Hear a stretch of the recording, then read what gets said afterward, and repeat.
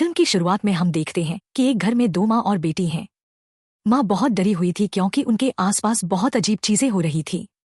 उसकी बेटी ने उसे समझाया कि माँ, ऐसा कुछ नहीं है, हम सुरक्षित हैं। लेकिन उसकी माँ फिर भी उसे बाहर जाने से मना करती है और कहती है कि बाहर मत जाओ, बाहर खतरा है। उसकी बेटी उसकी बात नहीं मानती और बाहर चली जाती है, जिसके बाद वह बाहर कपड़े सुखाने लगती है। लेकिन इसी बीच उसे किसी अजीब प्राणी की तेज आवाज सुनाई देती है, कोई शैतान। उसे समझ आता है कि अब वह भी नहीं बचेगी।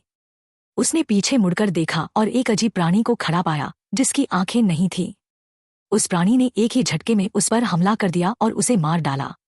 जब लड़की मरते वक्त आखिरी बार चीखी तो उसकी माँ ने उसकी आवाज सुनी और उसे समझ आया कि उसकी बेटी भी उसी शैतान का शिकार बन गई है, जो पूरे शहर में तबाही मचा रहा था। वह अपनी बेटी के लिए दुख और प्यार में बाहर आई, लेकिन डर के कारण उसने सबसे बुरा फैसला लिया। वह घर के अंदर चली गई, लेकिन उसे समझ आया कि वह राक्षस अब उसके घर में भी आ गया है। उसे बचाने के लिए उसने अपनी दराज से बंदूक निकाली। वह कोई शोर नहीं कर रही थी क्योंकि उसे पता था कि यह राक्षस देख नहीं सकता और आवाज सुनने वालों की ओर आकर्षित होता है। उसे लगा कि वह उस शैतान को मार डालेगी। वह यह आखिरी मौका नहीं खोना चाहती थी। वह अपनी जान बचाना चाहती थी, लेकिन वह बहुत डर भी रही थी। उसके हाथ बुरी तरह कांप रहे थे। वह हल्के कदमों से आगे बढ़ी, लेकिन इस जल्दबाजी में बंदूक की गोली नीचे गिर गई और यह शोर उस राक्षस को आकर्षित करने के लिए काफी था। वह राक्षस अब उसके पीछे आकर खड़ा हो गया और अचानक उस पर हमला कर उसे भी मार डाला। इसके बाद हमें उस राक्षस का एक भयानक और अजीब रूप दिखाया गया। उसके मुंह से एक अजीब तरह का तरल पदार्थ निकल रहा था, जो देखने में बहुत गंदा था। इसके बाद दृश्य बदल जाता है। अब हमें फिल्म का मुख्य किरदार रीता दिखाया जाता है। रीता की माँ उसी शहर में रहती है जहां से यह फिल्म शुरू हुई थी और जहां वह राक्षस है। रीता की माँ ने रीता को उस घटना के बारे में बताया जो इस शहर में होने वाली थी। उसने कुछ खास नहीं बताया, लेकिन रीता इस बात से चिंतित थी कि उसके पिता पिछले 3 दिनों से घर नहीं आए थे। फिर उसकी माँ ने बहाना बनाया और कहा कि वह अक्सर घर नहीं आते और आएंगे, लेकिन रीता की चिंता कम नहीं हुई और उसने फैसला किया कि वह कल अपने परिवार के साथ इस शहर में आएगी। उसकी माँ ने उसे बहुत रोकने की कोशिश की और कहा कि यहाँ मत आओ, यहाँ खतरा है, लेकिन रीता ने उसकी बात नहीं मानी। फिर सुबह होती है और दिखाया जाता है कि एलन और रीता अपनी माँ के घर जाने के लिए तैयार हो रहे थे। इस बीच बेन भी तैयार होकर आ गया। उसने पूछा कि चार्ली कहाँ है। वह अपनी बेटी के बारे में पूछ रहा था। फिर बेन ने बताया कि वह अभी भी टाइलर से लड़ रही है। टाइलर असल में उसका दोस्त था। वह अपने पिता से पूछता है कि अगर उनके बीच तालमेल नहीं है तो वे एक दूसरे को छोड़ क्यों नहीं देते। फिर उसकी माँ ने समझाया कि रिश्तों में ऐसा होता है, रिश्तों को वक्त देना पड़ता है और फिर सब ठीक हो जाता है। इस बीच टाइलर और चार्ली भी बाहर आते हैं। चार्ली माँ और पिताजी को बताती है कि असल में टाइलर ने मुझसे झगड़ा किया था।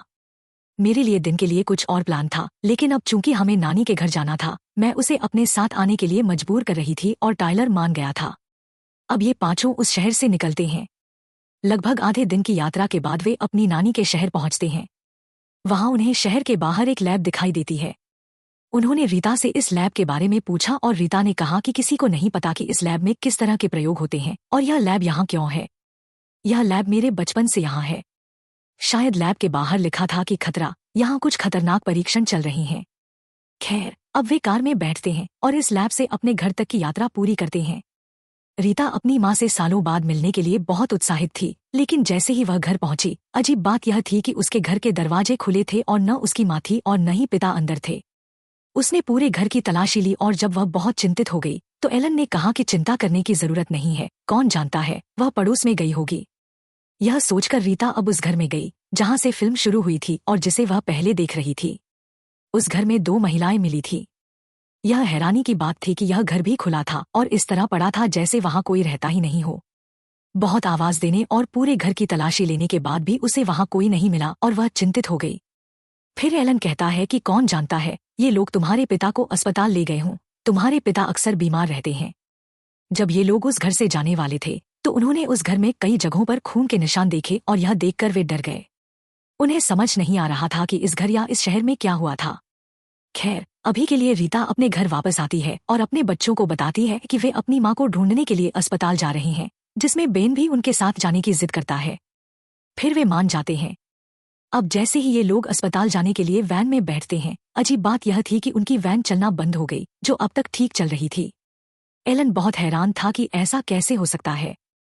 उसने इस वैन को सर्विस करवाने के बाद लाया था। खैर, अब इन सब के बारे में सोचने का भी वक्त नहीं था। वे कार छोड़ देते हैं और टायलर और चार्ली को इस गाड़ी को चेक करने का काम देकर खुद अस्पताल के लिए पैदल निकल पड़ते हैं। जब वे शहर में पैदल चल रहे थे तो उन्हें बहुत अजीब लगा। उन्हें कहीं भी कोई इंसान नहीं दिखा। सारे होटल, घर, दुकानें खुले थे, जैसे कि उनमें कोई रहता ही नहीं हो। किसी को इन जगहों की परवाह नहीं थी। डेटा भी बहुत परेशान था कि इस शहर में क्या हो रहा था। उसकी माँ ने भी उसे कभी नहीं बताया था। उसे इस शहर में आए हुए कई साल हो गए थे। क्या इस शहर के सारे लोग इसे छोड़कर चले गए थे? इस वक्त वे एक रेस्तरां की जांच कर रहे थे, जहां उन्होंने शीशे पर ताज़ा खून का हाथ का निशान देखा। वे डर गए और उस दरवाजे को खोलकर अंदर गए। वहां रसोई में एक व्यक्ति बहुत बुरी हालत में था। उन्होंने देखा कि वह खून से लथपथ था और मृत्यु के बहुत करीब था। मरने से पहले उसने एलन को समझाया कि यहां से चले जाओ और यहां मत रुको। अगर तुम यहां रुके तो वह तुम्हें मार डालेगा। वह आएगा और तुम्हें मार देगा। ये बातें कहने के बाद वह व्यक्ति मर जाता है। यहाँ एलन को समझ आता है कि इस शहर में कोई अजीब चीज, कोई प्राणी आ गया है जो सभी लोगों को मार रहा है और खा रहा है, और अब उनकी जान भी खतरे में थी। इन सब बातों से अनजान टायलर और चार्ली अभी भी बाहर कार की जांच कर रहे थे। टायलर हैरान था कि यह कार कैसे रुक सकती है, क्योंकि इसमें सब कुछ बिल्कुल ठीक था। चार्ली यहाँ खड़े खड़े बहुत बोर हो गई थी। उसने टायलर से कहा कि तुम इस वैन को देखो, मैं अपने खेत पर जाऊंगी, और यह कहकर वह वहां से चली गई। आज यहाँ पैदल चलते हुए उसे भी अजीब लग रहा था। उसे कोई इंसान नहीं दिखा और खेत भी पूरी तरह खाली था। वह मजबूरी में अंदर जा रही थी और अचानक उसके हाथ से एक बोतल गिर गई। उसे नहीं पता था कि उसके अनजाने में जो हुआ वह उसकी मौत भी बन सकता था। उस राक्षस ने बोतल गिरने की आवाज सुन ली थी। उस राक्षस का डरावना चेहरा दिखाया गया, जो अब यहाँ इस रूप में आ गया था, और अब अचानक वह राक्षस चार्ली के सामने भी आ गया। उसे देखकर चार्ली हैरान और चिंतित हो गई। वह बहुत डर गई और तेजी से भागी और एक दूसरे कमरे में चली गई। वहां जाकर वह हैरान रह गई। उसने देखा कि इस राक्षस ने उसकी नानी को एक कोकून में बांधकर लटका रखा था, जैसे कि इस राक्षस ने उसे बाद में खाने के लिए रखा हो। चार्ली को देखकर उसकी नानी उसे कहती है कि भाग जाओ और शोर मत करो। वह आवाज से तुम्हारी ओर आकर्षित होता है और देख नहीं सकता। अपनी जान बचाने के लिए भाग जाओ। इससे पहले कि चार्ली वहां से भाग पाती, वह राक्षस पीछे से आता है और चार्ली पर हमला करता है। इससे पहले कि वह राक्षस उसे और मारता, उसने अपने हाथ से उस राक्षस को धक्का दिया और वहां से भाग गई। भागते हुए वह टायलर के पास गई, जो उसे घायल देखकर बहुत परेशान हो गया, लेकिन कुछ समझाने का वक्त नहीं था। उसने टायलर का हाथ पकड़ा और उसके साथ ट्रक की ओर भागी। इससे पहले कि ये लोग ट्रक के अंदर बैठ पाते, ट्रक खोलने की आवाज सुनकर वह राक्षस उनके पीछे आ गया और टायलर पर हमला कर उसे मार डाला। चार्ली ट्रक के अंदर थी और वह देख सकती थी कि वह राक्षस टायलर पर कैसे हमला कर रहा था और उसे फाड़कर खा रहा था। वह यह सब देख नहीं सकी। जब उसने कुछ नहीं किया तो उसने ट्रक का दरवाजा बंद कर दिया और अचानक वह राक्षस ट्रक पर हमला करने लगा। उसे पता था कि चार्ली ट्रक के अंदर है, लेकिन उसे ट्रक खोलना नहीं आता था। चार्ली तब तक सुरक्षित थी जब तक वह अंदर थी। चार्ली को पाने के लिए वह राक्षस ट्रक को तोड़ने की कोशिश करता है, लेकिन ऐसा नहीं कर पाता। फिर वह दोबारा टायलर को खाना शुरू करता है। पहले वह टायलर को उठाता है और ट्रक पर फेंकता है, जिसके कारण टायलर का खून से सना हाथ खिड़की पर लग जाता है और अंदर बैठी चार्ली और डर जाती है। इस बीच हम देखते हैं कि एलन, बेन और रीता भी चार्ली को बचाने के लिए वहां पहुंच गए, लेकिन उन्हें नहीं पता था कि चार्ली पहले ही उस राक्षस का शिकार बन चुकी थी। इन लोगों ने भी ट्रक पर राक्षस के हाथों के निशान देखे। उन्हें पता था कि अब उन्हें धीरे धीरे आगे बढ़ना होगा, वरना वह राक्षस उन्हें भी अपना शिकार बना लेगा। उन्होंने कुछ कदम आगे बढ़ाए और हैरान रह गए कि वह राक्षस टायलर को फाड़कर खा रहा था। उन्हें किसी तरह चार्ली को बचाना था, जो ट्रक के अंदर थी, लेकिन वे जानते थे कि अगर वे ट्रक खोलेंगे तो वह राक्षस तुरंत उनकी ओर आकर्षित हो जाएगा। स्थिति के अनुसार उनके लिए सही होता कि वे चार्ली को ट्रक में छोड़कर खुद घर के अंदर छिप जाते, और वे ऐसा ही करते हैं। एलन धीरे से घर के अंदर जाता है और दरवाजा बंद कर देता है और रीता को समझाता है कि देखो, वह हमें देख नहीं सकता। हम चुप रहेंगे, सुबह का इंतजार करेंगे, चार्ली को बचाएंगे और यहाँ से निकल जाएंगे। इसके अलावा हमारा कोई और मकसद नहीं है। अंदर बैठी चार्ली भी खिड़की से अपने परिवार को देख रही थी। लंबे इंतजार के बाद एलन धीरे से दरवाजा खोलता है और चार्ली को बचाने के लिए बाहर आता है। उन्हें लगा कि वह राक्षस यहाँ से चला गया होगा, इसलिए एलन ने चुपचाप ट्रक का दरवाजा खोला, लेकिन जैसे ही उसने शोर किया, वह राक्षस उनके पास आ गया। अब चार्ली के साथ साथ एलन की जान भी खतरे में थी। उसे पता था कि दो लोग एक साथ नहीं बच सकते, इसलिए एलन ने खुद को बलिदान करने का फैसला किया और अपनी बेटी से कहा कि जब मैं शोर करूं तो तुम यहाँ से भाग जाना। अपने प्लान के मुताबिक एलन जोर से चिल्लाता है, जिसके कारण वह राक्षस आता है और उस पर हमला करता है और चार्ली वहां से भागकर घर की ओर जाती है। जैसे ही वह अंदर जाती है, रीता जल्दी से अपनी बेटी को लेती है और बिस्तर पर लेट जाती है। उसकी बेटी बुरी तरह घायल थी और बाहर एलन की क्या हालत थी, इन लोगों को नहीं पता था कि वह जिंदा है या मर गया। ये लोग जांचने भी नहीं जा सकते थे और बहुत घबराए हुए थे। उसने अपनी माँ से पूछा, माँ, यह सब क्या हो रहा है? तब उसकी माँ ने बताया कि शायद यह बाहर लैब में काम करने वालों का काम है। वे कोई ताकतवर चीज या हथियार बनाने की कोशिश कर रहे थे। यह उनके प्रयोग के फ्लॉप होने की वजह से हुआ होगा। वह राक्षस बन गया होगा और मौके का फायदा उठाकर उसने लैब के सारे कर्मचारियों पर काबू कर लिया और आजाद हो गया। यहाँ चार्ली की हालत खराब थी। बेहोश होने से पहले वह अपनी माँ यानी रीता से कहती है कि नानी को उस राक्षस ने शेड में कोकून में लटका रखा है और वह अभी भी जिंदा है। यह सुनकर रीता का दिमाग परेशान हो गया। उसके दिमाग में एक नया विचार आया। वह एलन के प्लान पर काम करना भूल गई कि उन्हें सुबह चुपचाप निकलना था, बल्कि अब उसके दिमाग में एक नया प्लान बनने लगा कि उसे अपनी माँ को बचाना है। वह बेन से कहती है कि तुम चार्ली के साथ रहो, मैं अपनी माँ को बचाऊंगी।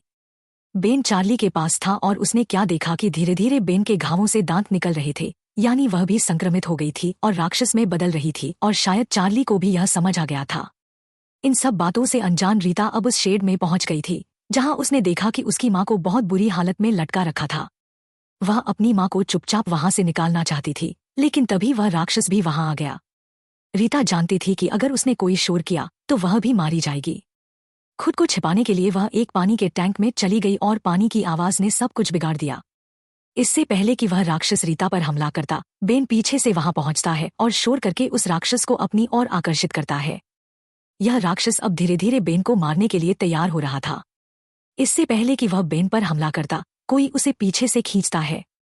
दिखाया जाता है कि यह कोई और नहीं बल्कि उसका पिता एलन था, जो अभी भी जिंदा था और यहाँ अपने बेटे को बचाने आया था। वह बेन से कहता है कि यहाँ से भाग जाओ और एक बार फिर अपने बच्चों को बचाने के लिए खुद को बलिदान करने की सोचता है। जैसे ही बेन वहां से भागता है, वह खुद शोर करता है और इस बार भी वह राक्षस उस पर हमला करता है। इस बार राक्षस ने एलन को इतनी बार कुचला कि उसके अंदर की जिंदगी खत्म हो गई। यह देखकर रीता रो नहीं रही थी। वह जानती थी कि उसका पति मर चुका है और कुछ देर में उसकी माँ भी मर जाएगी। उसके लिए बेहतर विकल्प यह बचा था कि वह अपने बेटे बेन की जान बचाए। रीता अपने बेटे को बचाने के लिए वहां से भागती है और जोर से चिल्लाती है ताकि वह राक्षस बेन को छोड़कर उसकी ओर आकर्षित हो जाए।